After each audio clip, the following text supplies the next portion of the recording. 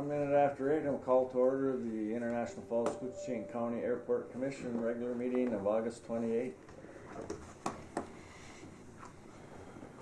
Anybody here for public comment?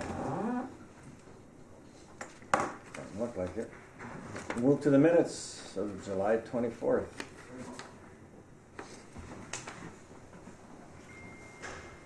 Everything looked good to me. I'd make a motion to. Have a motion on the minutes. Is there a second? I'll second. Motion and a second on the minutes. Any discussion? Hearing none, call for the sign. Aye. Aye. Opposed? Minutes are carried. You have financials in front of you.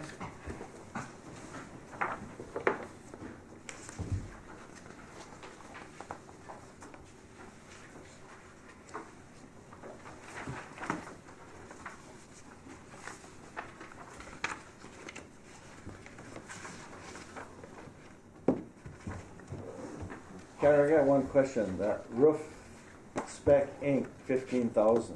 Is that fixing the roof? That's part of the Them out there now? mitigation, part of the legal The legal? fees for the roof, correct? Okay. That's for, it said something about design, Correct. That's what it's exactly what it's for. yeah. It's for the approved design. Redesigning the roof. Okay, Exactly. perfect. So we're not getting nothing out of In the. order to get it fixed, Not right?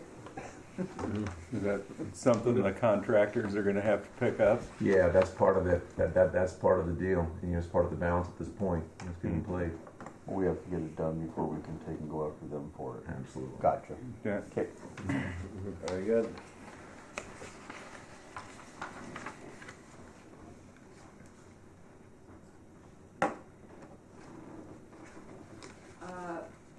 There was one bill that I had received from MIT.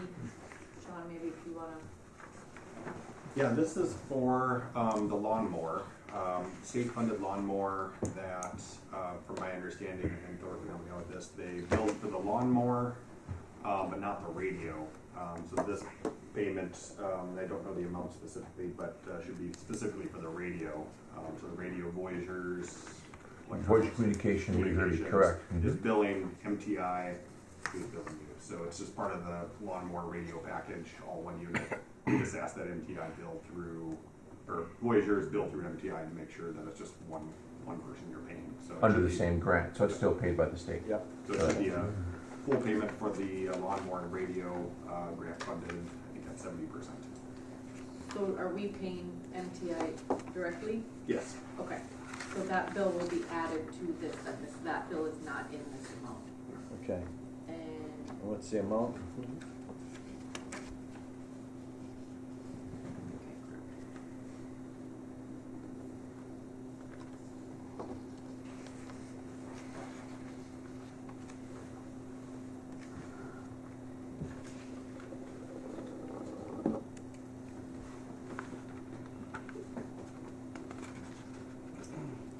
did not grab it with me, but I think it was around $5,000.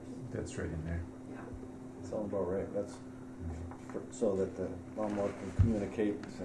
Boy, I communicate both with us on the FM side, on the non-aviation side, and then the aircraft. Exactly. Yeah, exactly. I have it here in just one moment. I would agree, that would be about the price of a radio. Uh-huh. Yeah. Yeah, that's about right. $5,066. Very good. Thank you. Any other question on financials? I would entertain a motion. I'll move. I have a motion I'll second. and a second. Approve the financials. Any discussion? Hearing none, call for the sign. Aye. Opposed? Motion carried. Move on to the engineer's report. Sean? Good morning. Glad to be here this morning with you. Just a few updates, project updates that are ongoing. The first one is the fuel farm relocation project. All of the punch list items have been completed and the project is accepted. So we have a final payment of $5,235.12. and that was just the retainage we were holding on the project.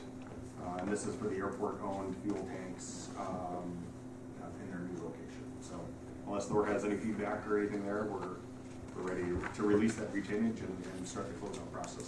That is correct. Okay. Do we need a motion on that, Karen? Nope, it was included in the bills. Okay, very good. The second project update I have is for the TSA improvement project. So if you remember, we kind of reconfigured the building to allow for the new machine to help scan bags at a faster rate. One request from TSA was to add I'll call it just a foot pedal that can start and stop the belt. That helps the TSA agents scan the bags and be a little bit more efficient, and then also when they step away, that the machine will stop, and then they'll keep machines from getting broken. So that was a request that they've made. In the packet, I have the wrong amount. It's $4,700. That's the quote for Kennedy Electric to complete the work. And in discussions with Thor, he wanted to bring it to this group to see if that's something that the Airport Commission would want to proceed with. It would be a change order tied in with the FAA project, should be grant eligible. And then if so, if you guys want to move forward with that, we would give the notice to proceed to Kennedy Electric. They would complete the work over the next month and make that final payment. If you would like to pass on that option, we can approve final payment at this meeting. Well, I think it's important, especially for The bags coming through that place. I could see it be handy. for us as baggage handlers. If TSA doesn't get the bags off quick enough, it basically alarms the system, so you gotta go and shut the whole system down and start it all back up again. And in one day, in 10 minutes, I had to do it 3 times, so. Is that like 90% the normal? It should be 90% FAA funded, 5% NINDOT funded, and then 5% locally funded. Okay. Split between the city company. I would make a motion to get Kennedy Electric to get the pedal in for these guys. Okay, I'll second. and a second. Any more discussion on it? Call for the sign. Aye. Opposed? Let Kurt know to proceed.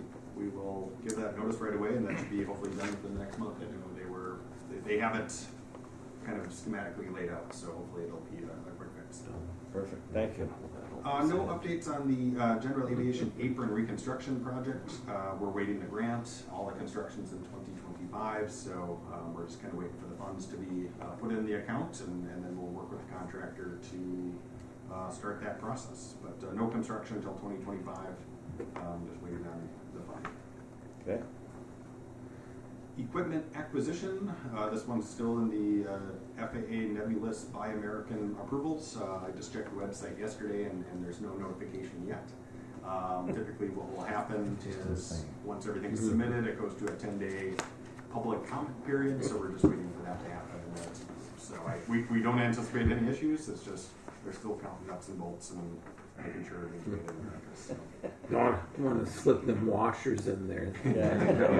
Exactly. No Chinese washers in there. Yeah, kind of like I was telling people the other day about felonies. When I worked, there's felonies, then there's felonies, kind of, you know.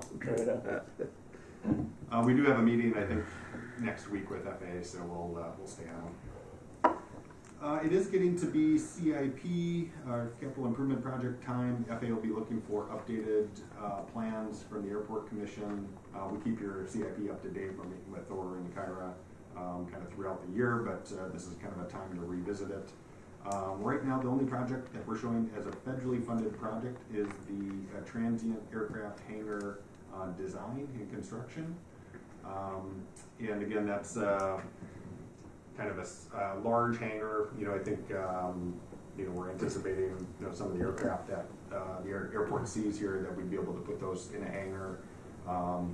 It's kind of landlocked there between I think it's the SRE building and Thor's place. We have a little bit of space. It might require the removal of a garage. It could require some adjustments to the Einerson lease, the FBO lease, if this is an airport-owned facility. I think the Einersons has that area under lease, so we'd have to kind of look at some of those. maybe I'll just kind of outline the steps. So this opportunity is specifically related to the infrastructure bill that was signed maybe two or 3 years ago. Normally, FAA would not allow FAA funds to be used for what is considered revenue generating facilities or hangars. But since this is infrastructure money, a lot of that money was funded to help airports become more self-sufficient in building hangars, building fuel systems, building different things that generate revenue is in line with what the intent of that program is. You get approximately about $1 million a year. You have banked up about, I think, maybe $3 million right now. And the program expires, I think we might have another 2 years left. So you have maybe about $4.5 million. We use some of those funds for some of the equipment to build this hangar. The hangar can be as much or as little as you want it to be. It could just be a storage to get things out of the element. It can be heated. We can definitely get into the scoping of what that facility would look like. It does seem like there's a demand for aircraft that come up here, especially in the winter, that or stormy seasons, that they want a place to put the aircraft. So it would be a nice amenity for the airport. Any questions on the hangar, and then maybe I'll outline the process. So you're talking the hangar would be over in this area? Correct. Yeah, it'd be just. I have a figure. I'd have to try to get it pulled up here, but the basically between the building there next to the fuel system, Yep. towards the FBO, and I believe it was about 120 feet or so, Yeah, approximately. How deep? I think it was 80. I'm gonna see if I can find this figure. I should have pulled up. We're gonna be able to make it big enough to fit the 550. Yeah, and that would be something to consider, the size of the hangar, in the sense is that we may, just from an armchair perspective, haven't measured it, haven't looked at it closely, but I'm guessing we would be taking in some parking lot space as well if you were gonna use that space, use the space, and take up some parking from car parking area. If that's the direction the commission, Because if we make it big enough to fit the 550, I'm pretty sure that's about the biggest plane that we're really gonna, Right. that Sure. Delta's gonna bring in here into the future. And if it's big enough to hold that, it's gonna hold most of the privates that come in too. So, cold weather testers, exactly. yeah. Is there anything against putting it on this end of the building? Interesting question. It can, double quotation marks, but the problem is, which you've got setbacks, facial setbacks from the burn protection area, and also you have height restrictions. I'll let Sean jump in there now on how high we can be. This building, as an example, right now, as this building sits, that's maximum height and maximum distance closest we can be to the airport, to the runway 3113. Okay. Right, so as we would move progress to the southeast, okay, I see, the discussion on the County Road 108 is that, yeah, from a physicality perspective, it'd be a great spot for it if it would work on that end. Sean, I'm interrupting you there, but as far as that size of the hangar for future, if we were to build a hangar east of this location, which of course would take in 108, would take in, we end up being, if I see the zoning in my brain, we couldn't just add to this distance on the end of this building, correct? Correct. And when we looked at some of the analysis for hangars in that area, it was all smaller hangars, specifically because of where 108 is located. If 108, I know there's been conversation on that, if that was relocated or removed, you could go back. It's too close to the taxiway and runway. The runway has a safety area where you can't have anything, and then it goes up at a very shallow rate that generates how high the buildings can be. So kind of the way described. Good question. The width and the length would make a difference on the truss height too, I suppose, too. Yeah, overly simplified as it's a complex equation. The sense is that this is maximum distance, close as we can be, I should say, clarification, and maximum height. But as Sean is alluding to, as you overly simplified, as you go towards the ends, it gets your restrictions go farther back, and your height restrictions are shorter. Okay.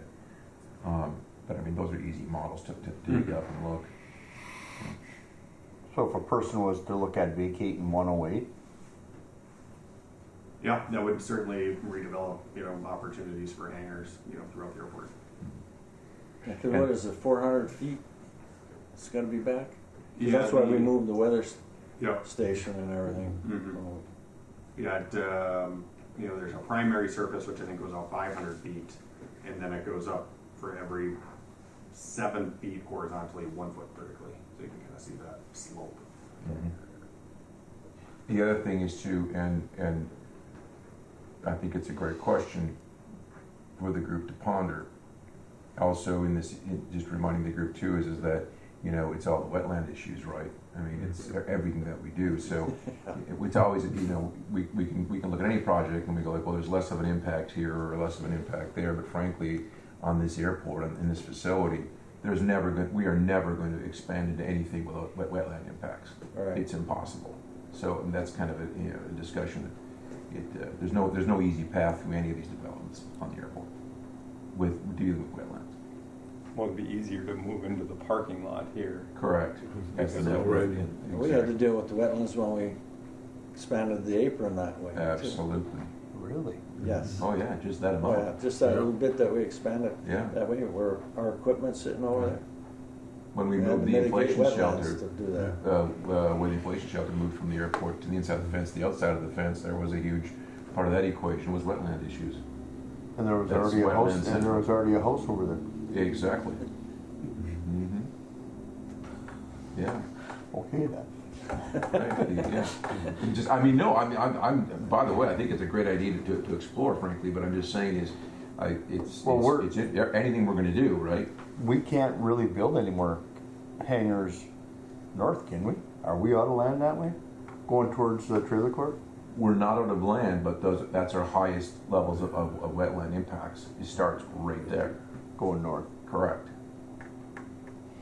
So next to the fuel farm would probably be the best option. Yeah. Unfortunately. I just know that the No. areas over here is sitting there, so. Right.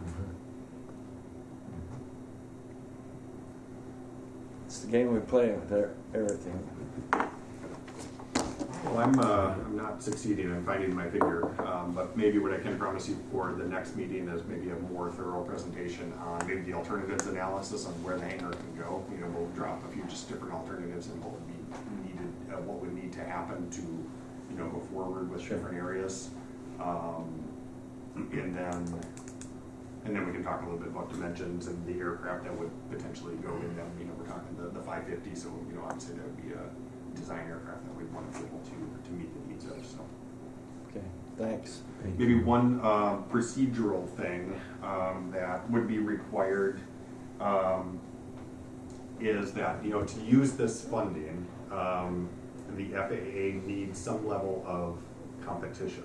And what that means is they basically don't want the airport commission to build it for an entity specifically. So what they require is that there's an RFQ process, a request for qualifications process that the airport has to go through to look for vendors that would lease this space. Obviously, I believe Henderson's would be interested because then they operate all the aircraft here. But you have to go through that process to make sure that it's an open process. So the Duluth Airport went through something recently, and we have a document that is approved by FAA that kind of helps lay out the qualifications that are needed.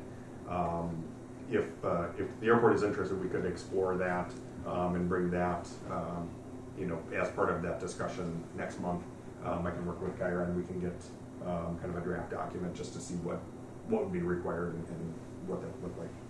Well, there was one plane that sat over here at the runway that they came up for almost 2 weeks and worked on that one? Yes. That jet outside on the runway? Happens all the time. Burke. It was not Burke, it was another It company. was a private one, yeah. Which could have rented the building or did it inside of a Right. building instead of outside in the tarmac. Exactly.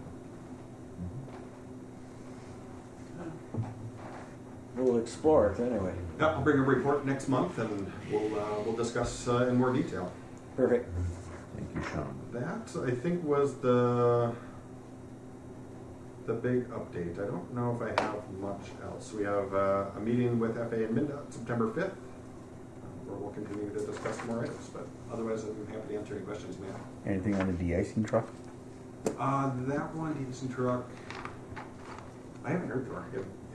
I've not. This is the aircraft one or Runway. Yeah. the runway one? Runway one. Runway one? Yeah, that one. Yeah, From Bob. I'll reach out to him today. Yeah, I think everything is in production. That was the last I heard, but I haven't heard any updates. We're supposed to still get that before November or something? We'll have to get an update. But We'll have to yeah, get we an can share update. And they're running the same issues that Made in America deal, the same, spending. It's absurd. Yeah. Going through the FAA process on the US.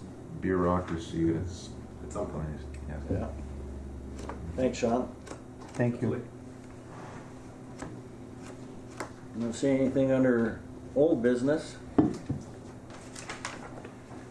So, new business, airport credit card. Please, Kyra. So we ran into an issue, what was that, 2 months ago now? Yeah, it's been a couple months. Where the credit card wasn't working for whatever reason, and we were not allowed access to find out why we could not use the credit card. Because Bob Anderson is still the main account holder. So we went Been having a to- seance talking to Bob about it. We went to Bremer to try to figure out how we can get Bob off of there and get Thor put on there. And when it's all said and done, basically Bob needs to sign to remove his name. And so I'm sorry, that's funny, but it's crazy. It's crazy. And none of it makes any sense. So Thor and I talked about potentially opening up a new credit card through TrueStar, and just the old credit card is paid off. There's nothing on that one anymore, and just starting fresh with a new credit card through TrueStar. However, TrueStar, in order to open up a new credit card, needs Bob's gone.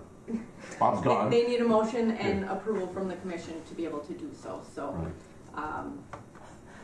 It's been quite an interesting process, to say the least. The certificate won't cut enough. Well, That's You're being like- kind. I'm surprised that credit card got by for so long. yes, Because normally when a person passes away, every credit card holder is normally notified immediately and they shut the cards off. well, we went through this exercise several years ago after Bob passed, and we thought we had it all cleared up. Correct. And so then when this came up, and they said, oh no, he's still the main account holder, we can only give you certain access, and we cannot tell you why we shut the card off. It was baffling. Yes. And if I may add to her story in being kind because I'm in public, thank you. My language. It's been fascinating because literally the credit card company is saying, go talk to the bank, and the bank is saying, go talk to the credit card company. And literally, like listening to a family discussion with 2 different ears, so it's been interesting. Well, if you don't use it for a few years. Well, I think we need to get a new stop credit it. card then, right? Yes, we do. Yeah. Is there a motion? I'll make a motion. We have a motion to go to TrueStar to get a credit card. Is there a second? In a second. And a motion and a second. Anybody, any more discussion on it? At least you can go in there and talk to a real human when you get there. Right. Blame Kippy. A cash back card. Yeah, Not but- an option. That's only no, we don't need cash. Just a basic commercial card like we have now, and it's all obviously it's all audited. It's all.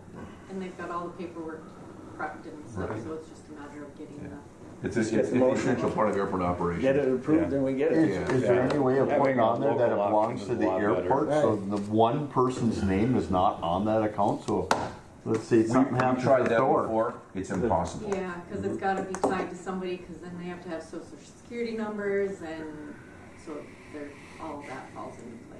But Okay. I could potentially see if they can use their EIN numbers, so might not be a bad idea, then it's just housed under the city. Sure. See what you can do. So What do you wanna do? I'll ask that question. All right. That way their person don't fall into the same problem Yeah. 15 years, 20 years down the road. Well, it's good news. Story's giving you 15, 20 years. That is good news for you. Yeah, that is good news for you. Thank you. Thanks, Pete. Okay, 40 years. All right, I'm gonna Oh, no, I'm gonna call let's for the fi- motion. I'll make the motion. Good. Thanks. We got a motion and a second. All in favor? Aye. Opposed? I don't Move on with know. that. At our age, That way we 15, can get 20 on years with ain't bad. Couple 15 days is Yeah. I'm telling you, next month. Pavement, oh, Sky I'm West. in the wrong there. Here, Sky West contract. So the Sky West contract is in need of review. It's still, the language in there is still pertaining to the old terminal. We have not gone through the process to update the contract and whatnot. Due to the complexity of the contract, I'm wondering if a small committee can be put together to help review that, make suggestions for updating the contract, and then we would work with Sky West to ensure that they're in agreement with everything and get this moved forward so we can get a new contract that's clean and updated to what they're utilizing in the terminal. So a small committee, huh? Would the current city county steering committee be appropriate? For them to go over it? I don't know. What do you think? Sure. Is that a proper place to bring it? I'm just asking that question. Yeah, It's already there. Because you already have that committee and you're the talking. money's already there, It yeah. has to do with, you know, Well, income, all that good stuff. We can review that, okay. I think. Can you get that contract to that committee? Yes, absolutely. Okay. Yep. Yep. Pass it on to them and have them look at it. They can bring it back here.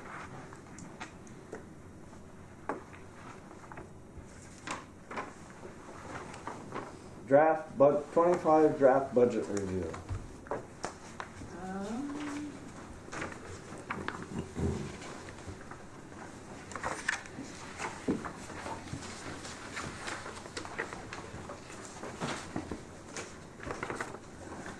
$2025 draft budget is in your packets. Just a brief overview of everything.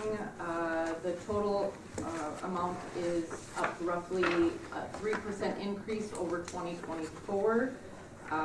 What I do to come up with those numbers is taking our 2024 recommended amount budget and taking a look at what we did in 2023 as well as where we're at through July 31st of 2024 and trying to find a balance there to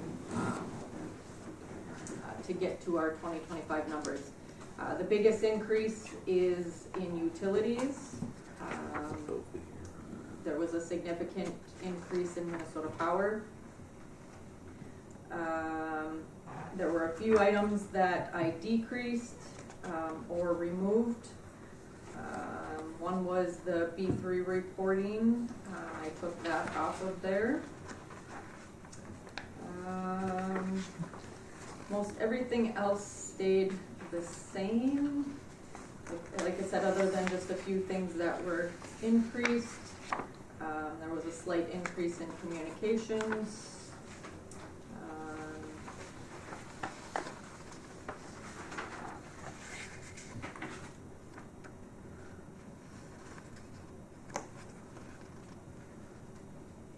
Our audit cost increased, so that was increased there. And then some of our revenues increased as well. So I updated some of that to get to where we're at.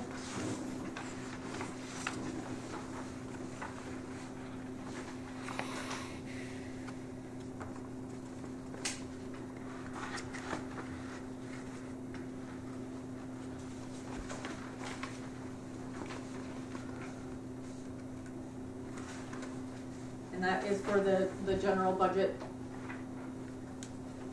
for operations. Then if we move to the capital budget, the major capital, we have all of our projects that are listed, and the fundings that will be used for that. On the capital budget worksheet, I removed our local share for all of the equipment that is listed, and moved that over to our annual budget, due to each year we budget $50,000 to put towards equipment and land and that sort of thing. We should have a balance that's built up in that account, which will in turn pay for the local share of that equipment that's scheduled for 2025. So that $50,000 will still be budgeted for the 2025 budget like we do every year, but then whatever is on top of that, there should be a balance in the account that will be taken from.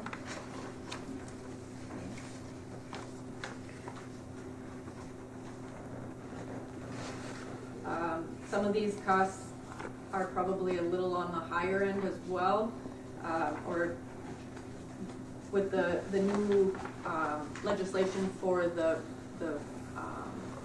percentages that are coming through, that, Sean, correct me if I'm wrong, that 2025, that those new percentages will take effect, correct? Correct, yep. So the local share for major capital projects should be a little bit less for the local share. That's good news. And-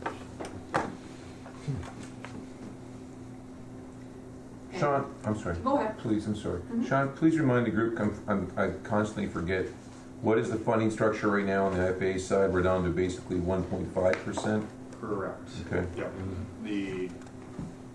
No, that's all based on the newly passed airport funding program. Okay. At Congress, they reduced your share, which is helpful. Thank you.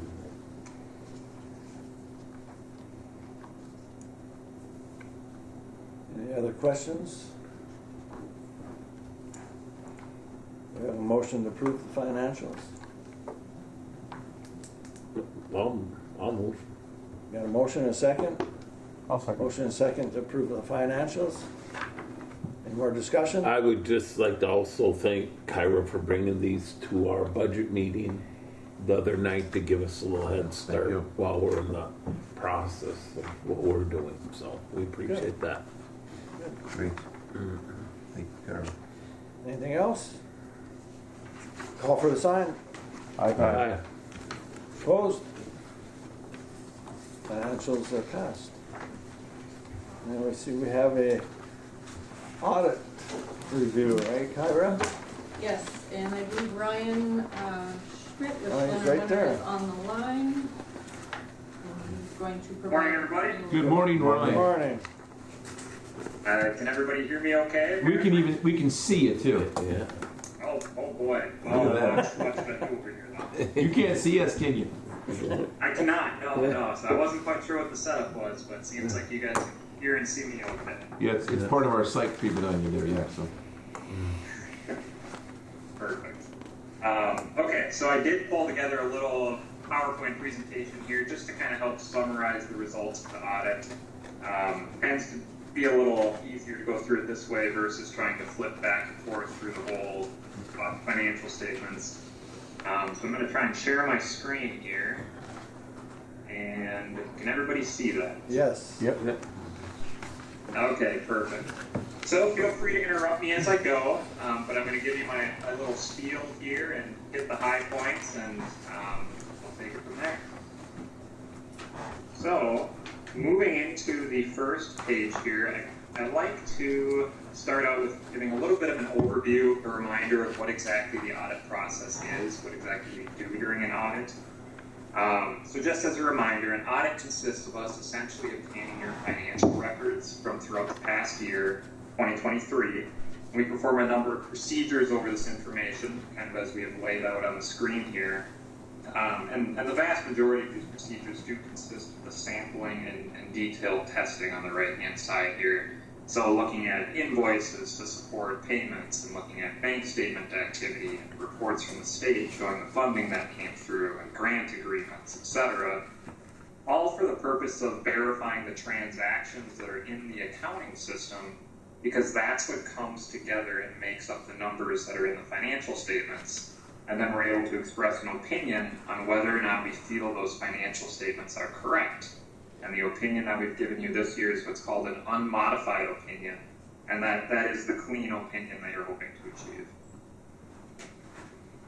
So from a big picture, that's the overall result of the audit. The next page here, we have some other kind of required communications. Basically, this is a summary of the smaller report that we put out, the report to members of governance. This is where we would let you know if there were any real problems or unusual items that we came across during the audit.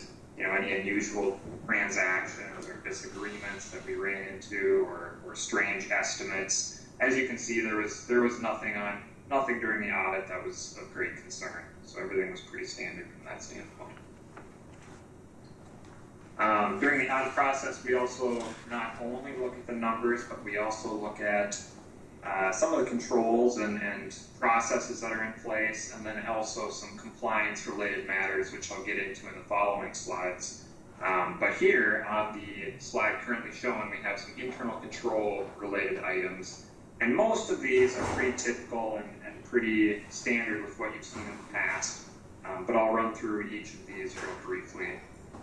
So the first one here we have listed relates to audit adjustments. So this is basically just saying that as part of the audit process, we do assist with various year-end adjustments and other corrections as needed, just to present your financials under the generally accepted accounting principles requirements.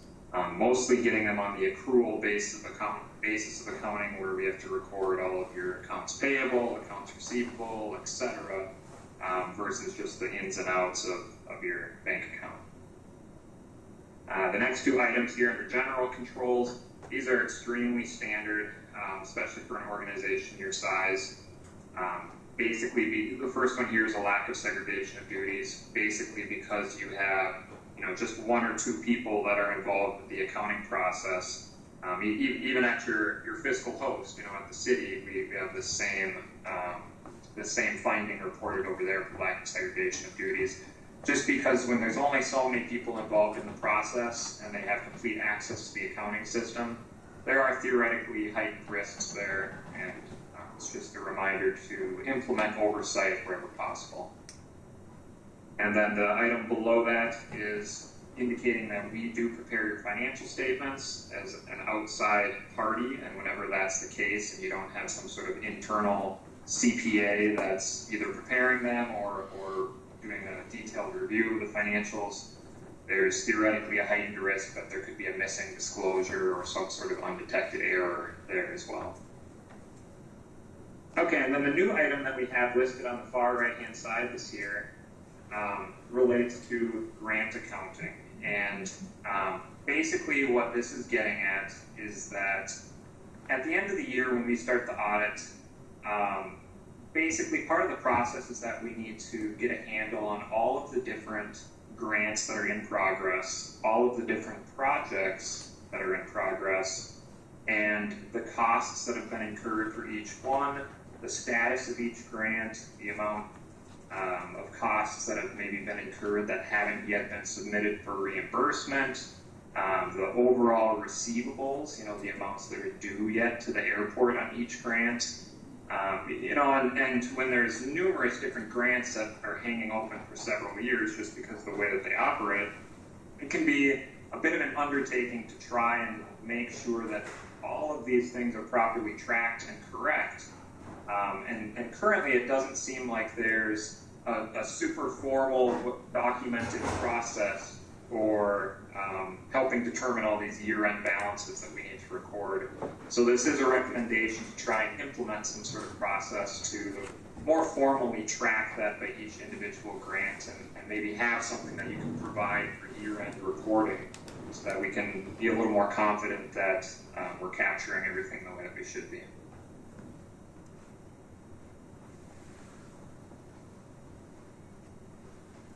Okay, next page here. This relates to the single audit. So this is the federal program compliance side of things. So because you have a significant amount of federal funding that comes through each year, we need to review that program that the funding comes through, which is the Airport Improvement Program, and basically ensure that the amount that you've reported for your federal expenditures is accurate, ensure that you've complied with all the requirements of that program, and then also look at the controls that you have in place related to that program. And you can see across the board here, everything was clean from that standpoint, no issues whatsoever with the federal program. Last page related to compliance type items. The state of Minnesota also puts out various checklists that we have to walk through to make sure you comply with Minnesota statutes for things like where do you keep your cash, and how do you approve your disbursements, and how do you go about contracting and bidding and soliciting quotes and that sort of thing. No issues from that standpoint. Everything that we looked at appeared to be in compliance. And then there's also an additional program that we need to take a look at for the FAA. There's the Passenger Facility Charges, the PFC program, and they have several different requirements that we need to look at and look at how the PFC charges are collected and tracked, and where they're held, and how they're reported and applied to projects, etc.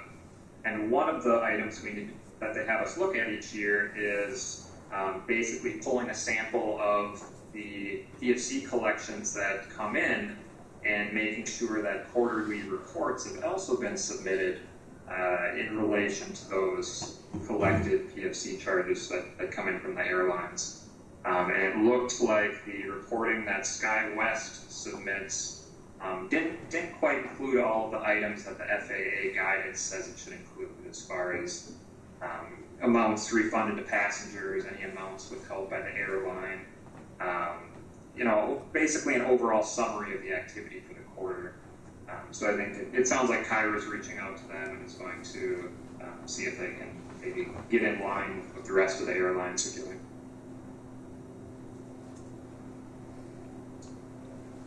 All right, from there, we'll move into the numbers a little bit here. So I've got just a few slides here that kind of show a trend analysis of recent years.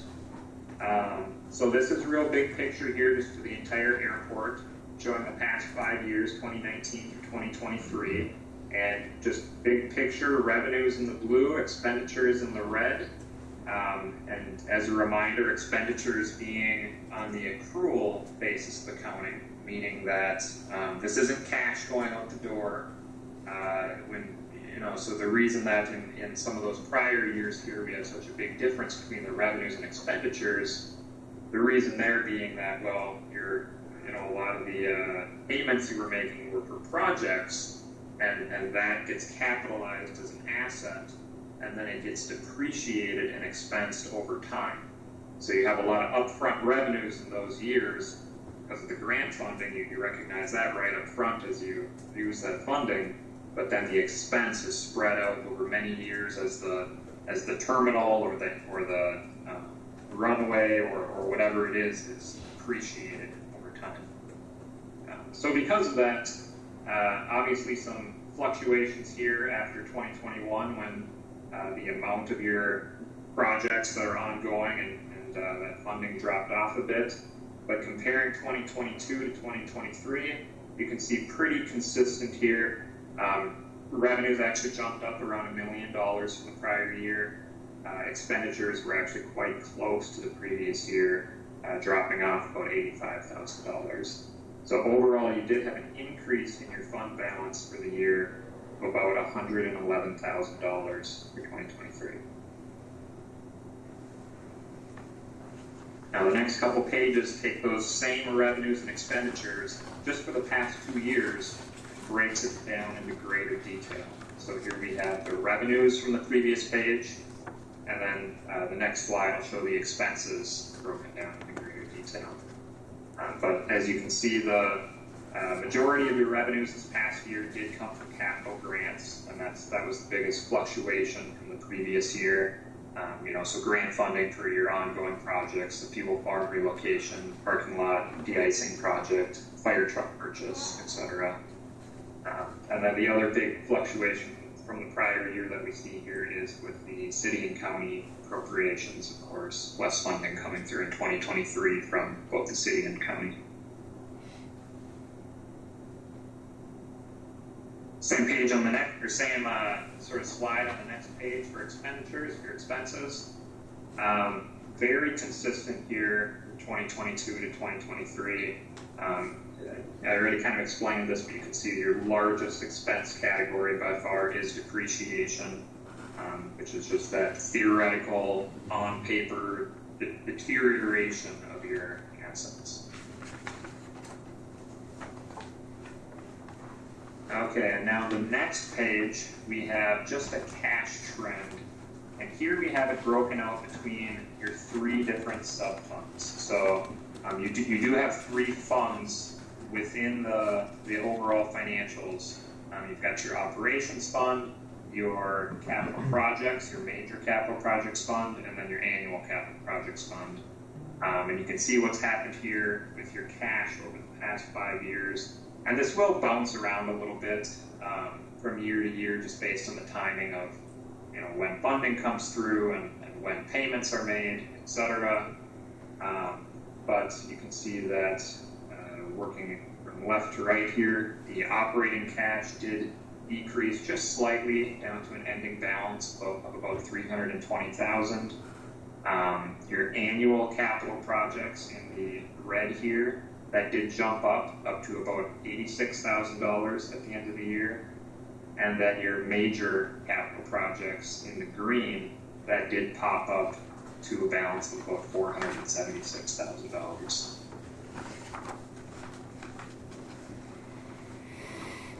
One final page here with numbers on it. I thought this might be an interesting one for you. This shows the amount over the past few years that has been borrowed from the city and county each year just to facilitate cash flows, basically. And as you can see, it's the same amount for both the city and the county, of course, each year. And then also in comparison to the overall grant receivables at the end of each year. So the amount that's due to the airport on the outstanding grants that you have in place to fund your projects, operations, etc. So you can see the two kind of trend together for the most part, and that receivable at the end of each year does exceed the amount that's due back to the county and the city.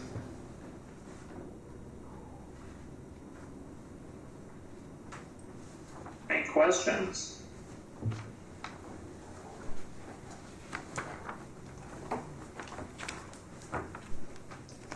Any questions? Looked pretty good to me.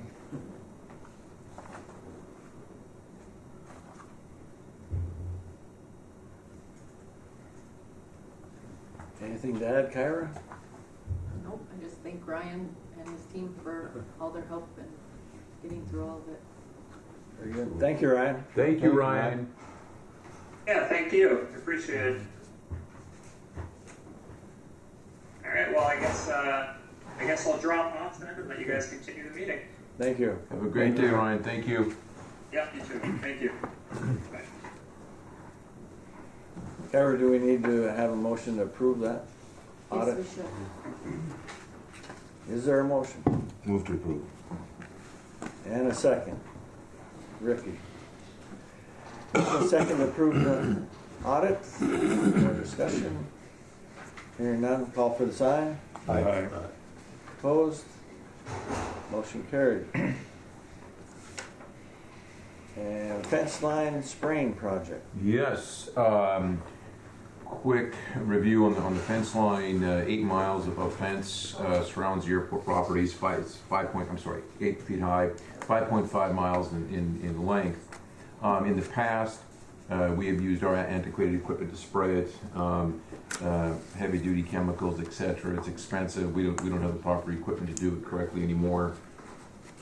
Asking the commission to seek to seek a proposal to do the spray line, to do the fence line spraying. Last time we did it, I believe, was 3 years ago, possibly 4. I'll look at the records. And Walt's an expert at this, learning it's county time, but you can spray it to make sure that we keep a handle on the tree growth, the brush growth, vegetation, grass, what have you. So just asking the commission to request a proposal for looking for a company spray line. 5.5 miles. Okay. What, with just? How do we just do the that, 2 foot Carrie? width? Yeah. Put that in the paper? I think that's something that we can help with. Usually, I think, Thor, do you have an approximate cost? I do not. You know, I'm thinking it's, 10 grand maybe. Yeah. I don't know. It's something in that neighborhood. If it's Probably. below, I think it's even below 150,000. You have the opportunity to send quotes to firms that do this work. I think as long as you get 2 quotes, you can consider those at your next meeting. So if we can help Kyra and Thor Sure. find people that do the work, and then just, I mean, I sent Thor a figure of the layout, and that's all you really need to do, and then they would give you a proposal, and then you can select off that proposal. Okay, well, we appreciate you do that. and Yeah, absolutely. Maybe next meeting we'll be able to have something to approve. We'll have something in the hopper. All right, thanks. Yeah, absolutely. Sean, that's something the highway department can consider? Absolutely. Yeah, I mean, if there's internal, Yeah. teams that that. Talk about antiquated equipment. They got that too. That hasn't been updated for many You're years. still spraying them. Yeah. And I think this year, I don't need to talk for them, but this year their biggest target's been the parsnip. Yep. And they've been on that steady all summer long. And I don't know, I could certainly ask them, but I don't think that'd be a viable situation, but maybe would. Well, we'll find out next month. We'll find out for sure. Very good. We'll move on to the manager's report. Certainly. Let's see, as usual, a lot of my reporting comes through just the media discussion, but some of the highlights recently on August 15th, we had our annual triennial, every 3 years we're required by the FAA to do a full blown exercise with law enforcement, ambulance, hospital, etc. All the agencies, all the alphabet groups. Had great support from the law enforcement, from both the city and the county side. Great support from Fire Chief Manassa, as always. Very deeply involved. Utilized the buildings that day, the testing building, this building, etc. Documentation, etc. Drake was deeply involved. Thank you, Drake. Yeah, so that's a great checkbox for us. It's a lot of detail to get done, and versus, and overly simplified, we do it every 3 years on a live active basis, and then every year we have a tabletop. Reminds me with TSA walking by, TSA is also involved in all this. Through that meeting, we actually did a 2-for-1 sale, my terminology. We also got some required meetings, events passed with TSA at the same time, so we did two at the same time. Other than that, I've been a good summer, been a busy summer, thankful for that. Looking now for winter prep, that's where it always gets interesting, so just starting that process. Reminded her meeting today that I'll reach out to Bob Larson, McQueen's here at a runway DIC truck. That's important, obviously. I know that all these equipment purchases that we're doing now, just reminding the group the insanity of the Made in America. They're spending fortunes and time and effort and delays over, like you said, the washers. I mean, it's literally crazy. So, but yes, other than that, appreciate everybody's hard work and support very much, and just looking forward to the fall. Very good. Thank you. Thank you. Kyra, what do you have for us? Not a lot. Claimants are in the packet. I know I say this every month, but it's a good thing. Our claimants continue to increase over last year. So far for the year ending for the first half, we're at roughly 9,000 employments, so that is good. A-Car Auto Rental reached out to me, and they are looking at an October 1st start date. So in September, I'll be working with him to get the contract in place and everything set up if there's anything he needs or, you know, whatnot. They say how many cars they're looking at bringing? He did not, no. But that's kind of why he was waiting till end of season, so he had more cars that he could dedicate, and then, you know, see where things go from there. Did Falls Chrysler, are they looking at also doing rental out here? Not that I've been contacted about. They had done some research with me, and I said, please, you know, we're here to help you, and I'm not sure, frankly, if they're going to pursue it or not. Either way, or a combination thereof would be wonderful, for sure. Yeah. Be Very great. important. We're out of cars half the summer, so I mean, the more cars we can get, the better off we are. Sean, I was down at a meeting yesterday, gone all day, but Sean arrived yesterday on the airline, correct, and you couldn't get a car. Yeah, they were sold out. I tried almost a week ago when they were sold out. I just kept checking, and sometimes you can, you know, if it's just an overnight, they'll give one to you, but they were booked out. So my fate was with the cab company. And I got here. So And you made it safely. Well, at least we got somebody interested in Oh, get some more cars here. I think it's, believe me, we can't get in for our customers. It's fascinating. Yeah. He was the fellow that gave us the, Yeah, is he from Grand Rapids or Duluth? Hitting that. Hitting that. Hitting, Yeah, yeah. that's it. He was in about 6 months ago. Yeah. Carol, before I forget, a little subject change. Did I get the information, do I need more information to Charlene for the equipment insurance, correct? Yes. Thank you very much.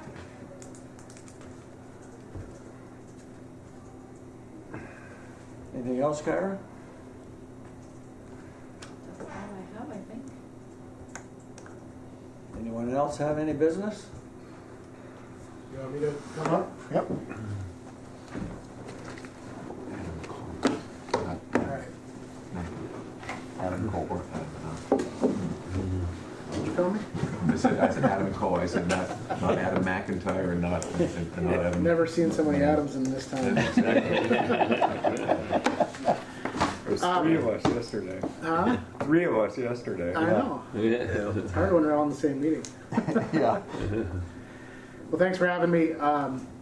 The county board has been reviewing the city's request for annexation of the entire airport into the city limits. So I recently presented a legal opinion from an attorney on, you know, what that may look like for the county, for the airport. The attorney doesn't have the expertise on the airport side. And so I just, through that process, there were some different things that the county board has recommended that maybe the airport commission research and report back to the county board on. So I have some handouts here. I'll just keep a couple here for myself. Thank you. Take one, pass it along. Thank you. So as far as annexation goes, I think, you know, if both parties are in agreement, it's a pretty easy process to do so. What we don't know on that first bullet on the handout is, it does annexing the airport into the city completely change anything from a FAA or a state regulatory or operational perspective. And I think the county board would be more comfortable considering that annexation if they had something back from the regulatory bodies on how does that affect or not affect the airport as it sits today. So that's kind of the first one that the county board is looking at. Part of the annexation process moving on here is that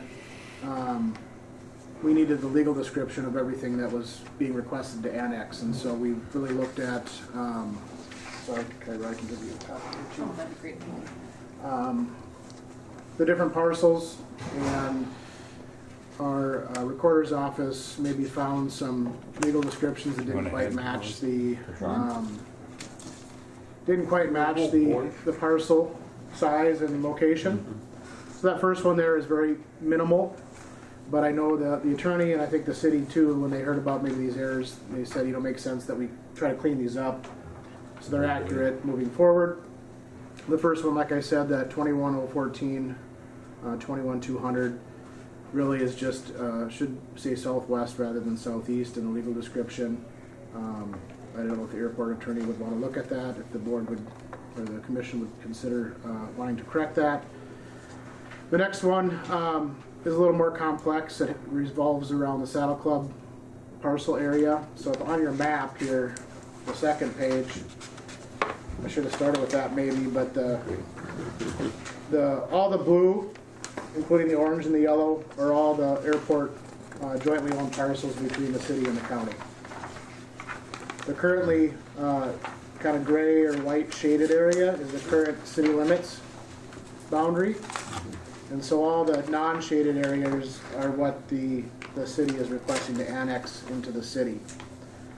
Through the review of the parcels that are currently not in the city, the 21014 in the orange there is the one that I just described.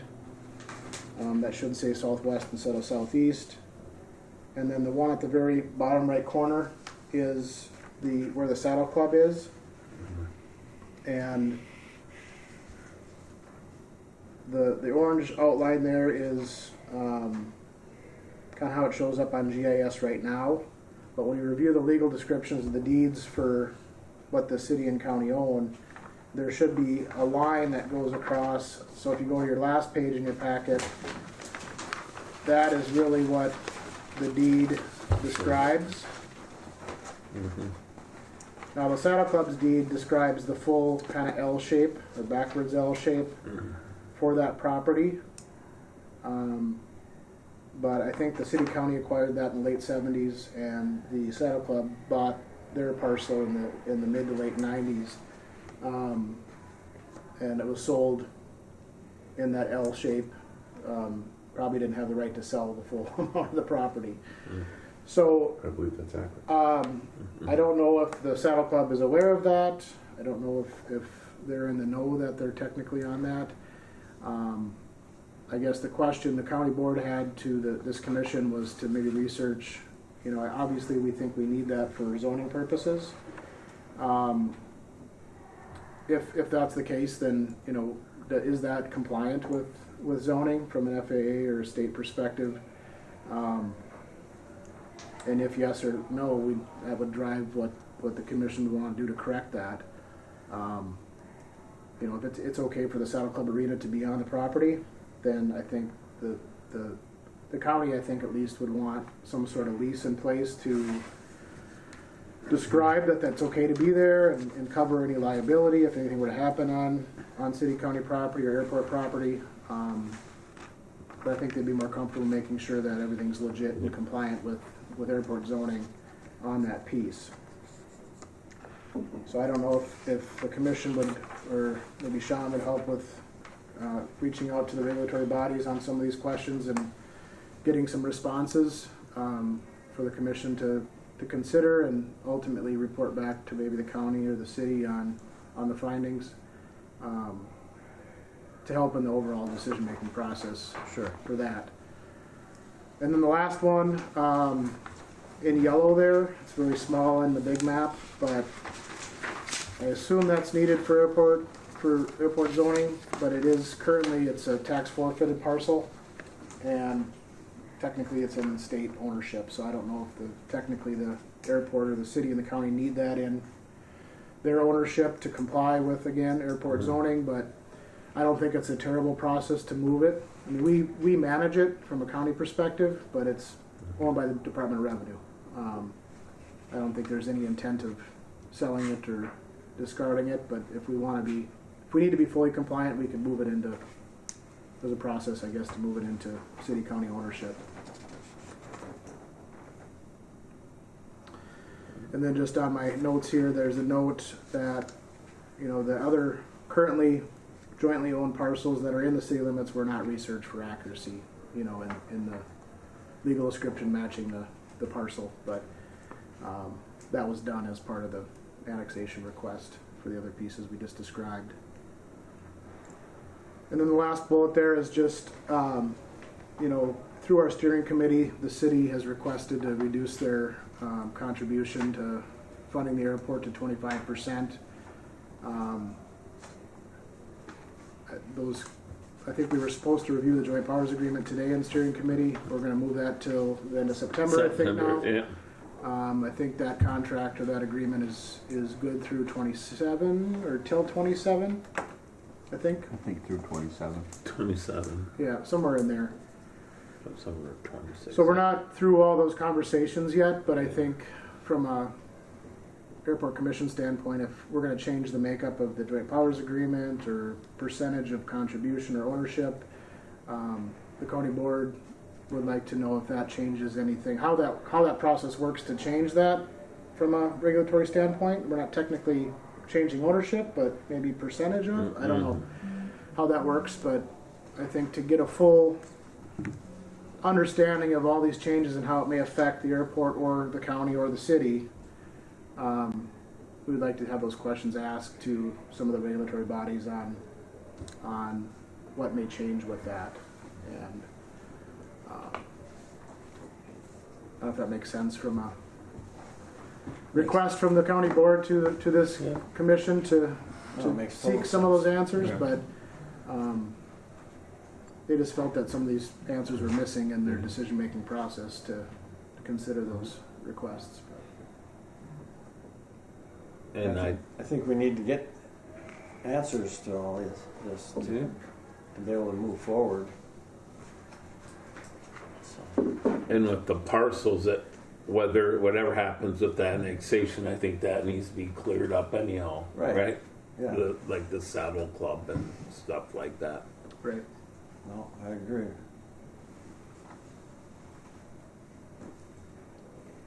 I don't know, Commissioner Roach or McIntyre, if you got anything to add to that from our discussion, but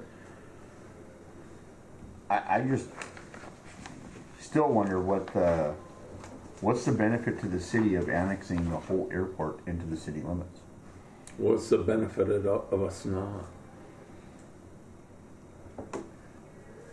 That's why we want to find out from, like SCH, if we can find out the legal thing, if there's going to put more liability on the county.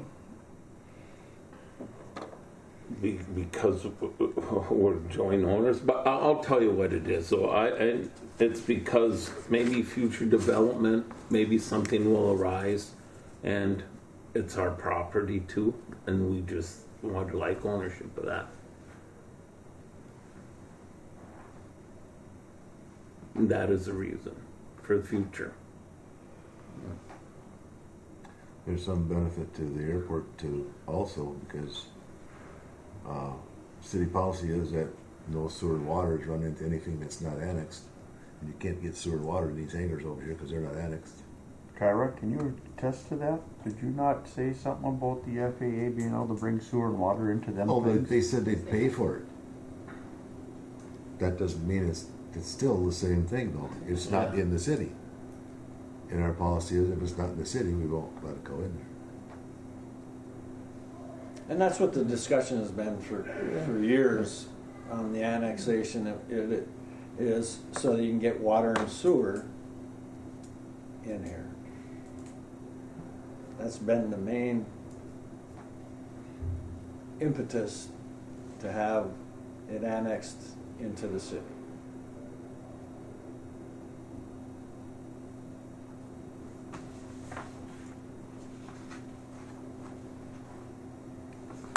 Yeah, it'd be great to do it. It'd be great to do it because of what you found out at your last meeting that the FAA is going to kick in on putting it in there.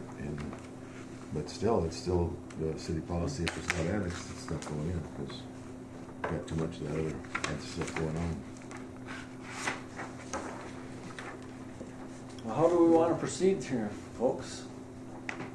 Is something we want SCH to help us with? Absolutely. If Sean can, To have SCH go through this and see what it's going to take to make things happen. See what the legalities of it are. yeah. Yeah. You know, I mean, and admittedly, what would not- change if their percentage changes, at least from the one meeting that we had, that sounds like something could really change there. I'm admittedly not an expert on a lot of this type of information, but we have a planning group that kind of deals with, property and, kind of the right to the property. We also had that meeting with FAA on September 5th, and if the right people at the FAA can be at that meeting, we can maybe bring up this topic for discussion, just to kind of get it in front of them and kind of see what their initial reaction is, and knowing that they'll have homework and research to be following that, but maybe it's an initial step. So I think we can at least get a report at the September meeting, September airport meeting, just to initially share what we found out. Because from what I remember in that one meeting, and that would be the question I have is, if the city changes their funding to 25%, is that gonna be where they're gonna have to pay back some of the FAA and grant money that they've received? It got into, what was it, the Silver Bay Airport, when Yeah. they wanted to change things, and it was gonna cost the city of Silver Bay millions to, because they'd have to pay all that money back that they were gifted in grants through the years. Yeah, and I think it could get slightly complicated. I mean, the sponsor is the airport commission, that is you, and you have as a sponsor grant obligations. How the makeup of those grant obligations and the liability of them that you've acquired over the years, the FAA looks to the airport commission. So the airport commission then would need to decide, how those liabilities that you've acquired over the years assess to each entity. Right. And my initial gut is that the FAA won't care, because you, as an airport commission, hold the responsibility of meeting the grant assurances. How you Sure. break that down, I guess, is ultimately what the joint powers agreement is for. And that's what it's doing now. And again, please take this as a very uneducated, non-legal opinion. I mean, this is just my initial reaction, and we'll get a full, kind of briefing from FAA. If it's at the September 5th meeting or a special meeting that we'll schedule with them. But yeah, certainly as entities change from the joint powers agreement, the individual liabilities, and I'm using that term as you have that assurance that you've acquired over the years, and right now it's 50-50. If it becomes something else, there's a risk and a monetary value that could be tied with that. I mean, if I was a city, I'd want to know before I change that whether I'm going to have to pay back a lot of money. Yeah. I mean, I'd want to know the answer to that before I did it. So. Well, the county wants to know if we're gonna assume 75% of And the liability on everything that's ever been borrowed too. Yeah. So, that all shapes into decision making, I think, Exactly. to know those answers. Yeah. And 25% isn't set in stone either. I mean, make that clear. Now, pick a number. I think Yeah. you still want to know the answers. Yeah, I want to know the answer, but for that part of it, that's where we're headed with when we get to that part of the agreement. Okay. So, Yeah, well, Sean, is that that something would- that you think SCH can help us with? Yeah, we can To get the certainly answers do an to these. initial review, and I think maybe highlight the steps in the process and FAA's reaction. Maybe we'll start there. Whether we can assist with some of these questions, that's to be determined. There's, it might require more specialized services, but we can certainly see what the steps are. I guess maybe we'll start there. And I don't know, the airport attorney may be helpful in some of these areas as well, as far as joint powers or the liability side of things too. Right. As far as looking out for the best interests of the airport as it's currently set up, in the future. So. Right. I think we should have a motion for that, though. To have SCH do it. I'll make a motion to have SCH look into this, yes. Okay. I'll second. All right. Motion second. Any more discussion on it? All in favor by the sign? Aye. Ah, Opposed? thank you, Sean. Hopefully. Thank you very we can much. Get, And see what we can do. find out what we can do here. Thank you, Moving Adam. forward. Thank you, Adam. And any other business? If not, next meeting, Kyra. So I will be out the 20th through the 24th, and we have a KETA meeting scheduled on the 25th, which would normally be our day. I'm wondering if we can move it to Monday the 30th, if that would be possible. That would give me a little bit of time to prepare versus just getting back in. Monday the 30th works for me.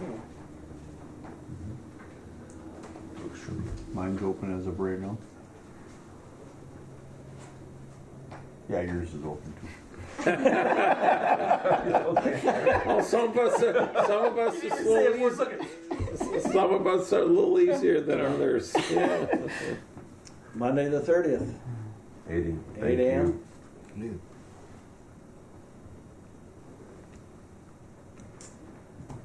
And with that, we're adjourned.